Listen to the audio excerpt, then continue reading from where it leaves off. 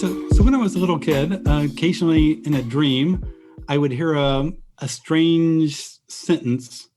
Even then I'd think, boy, that's a strange sentence. And I'd wake up. And then 3 or 4 hours later, I'd be on the playground with my little mates, and someone would say that strange sentence. And I'd think, wow, I dreamt about that this morning. How weird is that? Or I'd have other dreams where, I would notice something like imagine this, I'm like 13 or 14 years old, and I see these heraldic symbols. And, over here in the US, we don't think much about that kind of stuff. But I'm noticing these, and they're basically attacking each other. And so I wake up and I think, well, I'll just go to the library and figure out what these symbols represent. And so I go and find a book on these symbols, and I'm going through the pages, and finally I find them. One represents Iraq and the other represents Iran. And I thought, Iraq and Iran would fight each other? I mean, that's like South Dakota fighting North Dakota. Or, it's like weird. Why would they ever do that? So I'm 14 years old at the time. I don't realize, what's going on. And then, of course, within the year or something, Iran and Iraq get in this horrible war. And so sometimes they would be just, little things, but sometimes they seem to be global things. And even before 9/11 happened, about 6 months before 9/11 happened, I wrote in my dream journal, my wife and I are in France, the start of a war event.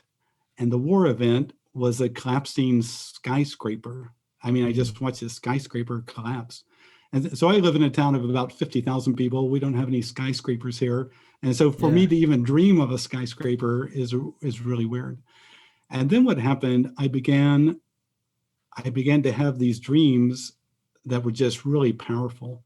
In one dream, there was lightning hitting these giant structures, and I heard a voice behind me say 911. But at that time in America, 911 is an emergency call.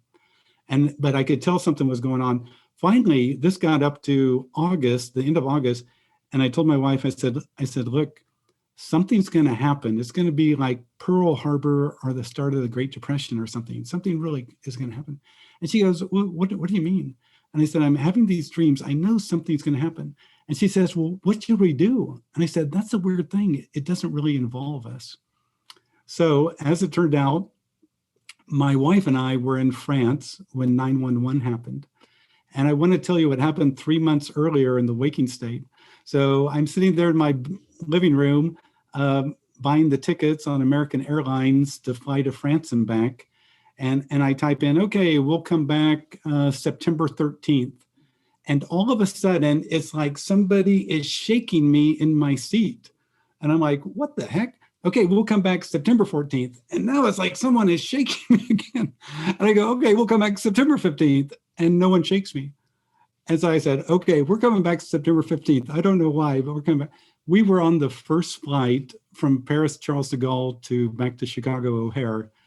Yeah. And if I'd chosen those earlier dates, we would have been stuck, in Europe, with thousands of other people had been bumped.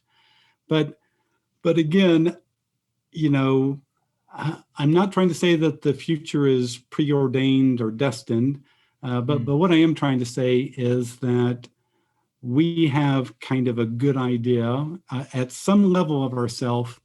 We have some idea of what's coming and how it might affect us. Thanks for watching that clip. If you enjoyed it, please subscribe and check out the full episode. All links are in the description. Be nice, be happy, be cool.